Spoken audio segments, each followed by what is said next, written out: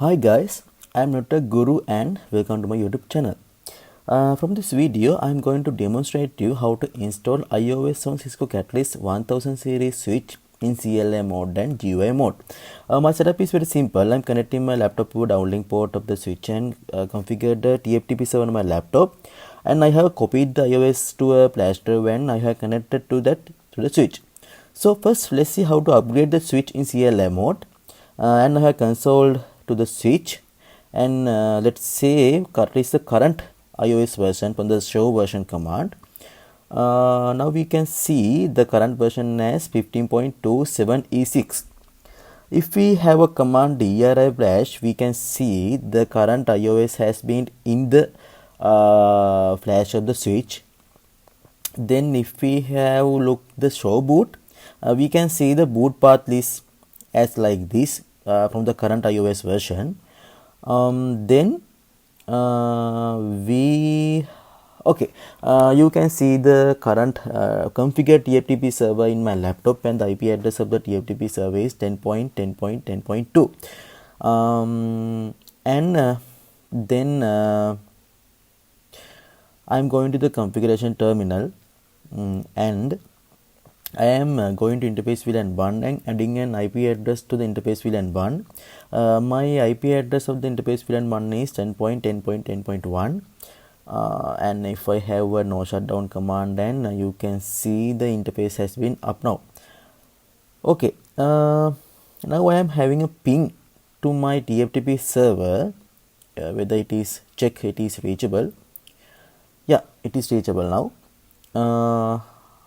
Now we can do the installation.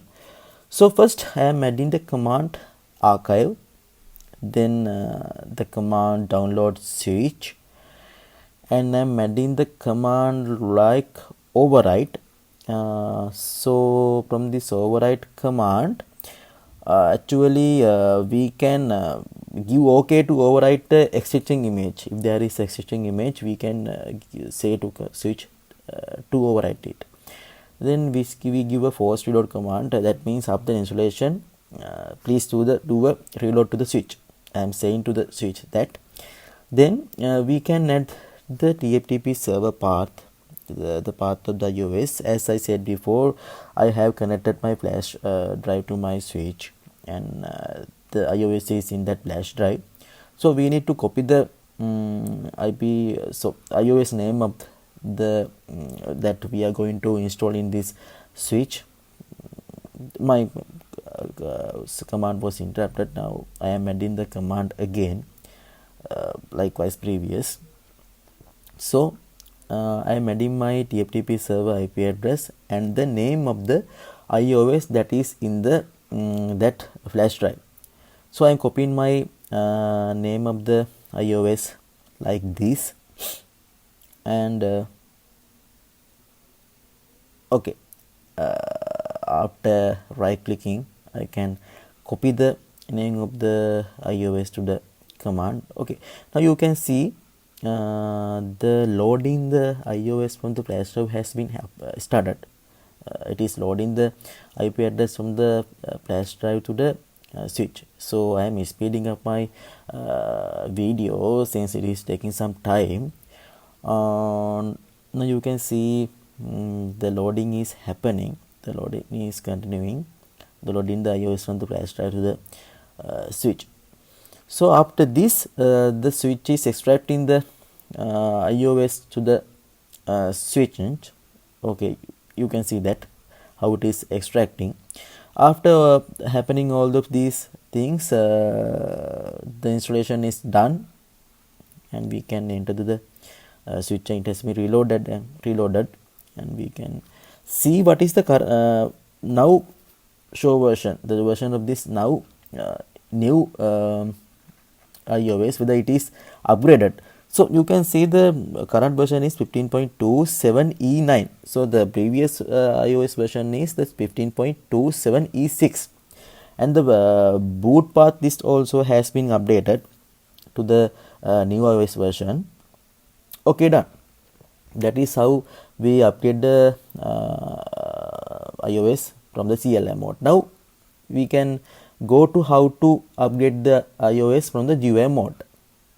The setup is like previous, connecting my laptop to the switch and configuring a TFTP server on it, and connecting the flash drive to the switch.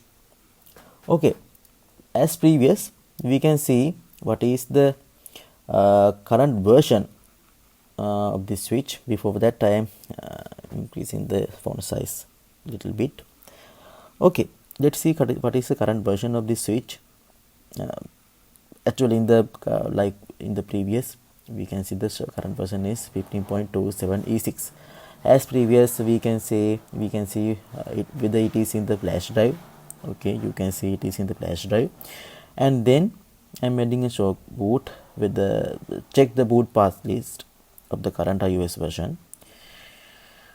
Okay, we need to configure IP address into the interface VLAN 1, like in the CLI mode also. So I'm going to the configuration terminal and enter to the interface VLAN 1. There is no other configuration in this port or in the interface VLAN 1.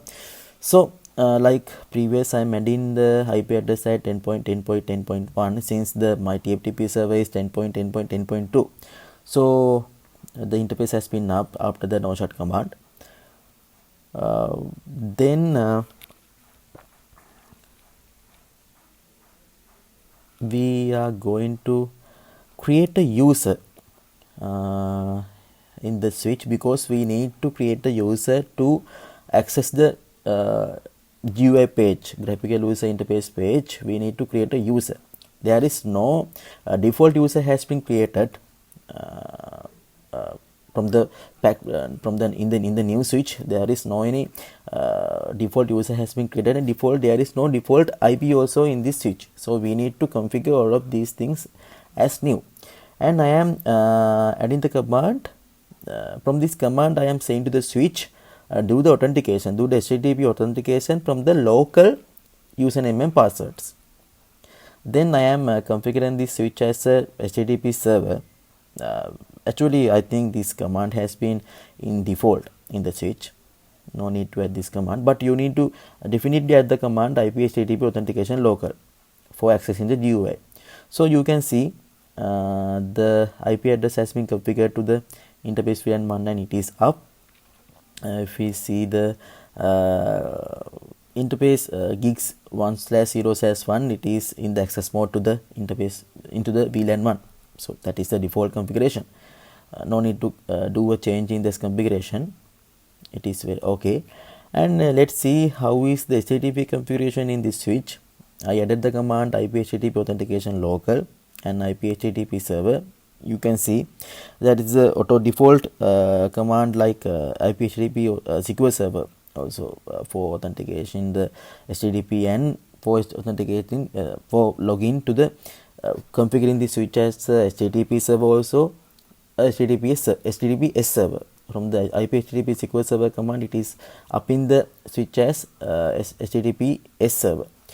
So the reachability is okay to the DHTTP server. It is fine. The user has been created that we created before.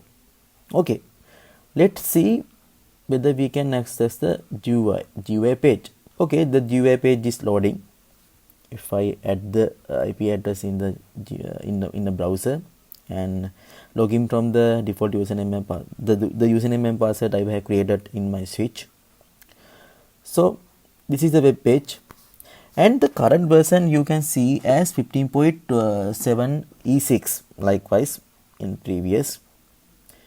Okay, let's do the installation. Likewise, I am selecting my iOS from the desktop local files. It is asking whether we need to update the switch. Okay, the upgrade is happening. If I brief, we go into software update tab, and then in the software update tab we select iOS and WebGUI file type, and I am choosing the iOS from my local laptop, local files, and starting the update process.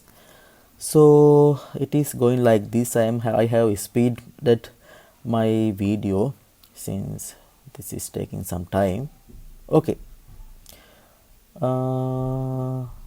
It is asking a restart for booting up with the new iOS. So I am giving a restart to the switch and saving the configuration. Okay, let's wait some time. I am adding a continuous ping to the IP address of the switch whether to check it is up after the reboot. So if I wait some time, it is not up, and I have some speeded this video because it is taking some time for restarting the switch. After the restarting the switch, we can go to the web GUI again and check whether the iOS has been upgraded successfully.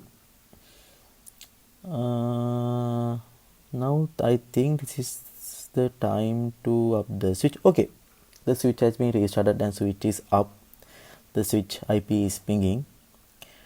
Now I am going again to the web browser and adding the IP address of the switch and adding the username and password where I can log into the switch, and with the now you can see the iOS has been updated to 15.27E9, the new iOS version. From the GUI CLI also we can check that whether it has been upgraded. Okay, boot path has been also set up. Okay, done. That is how we updated the switch from GUI and CLI. See you again.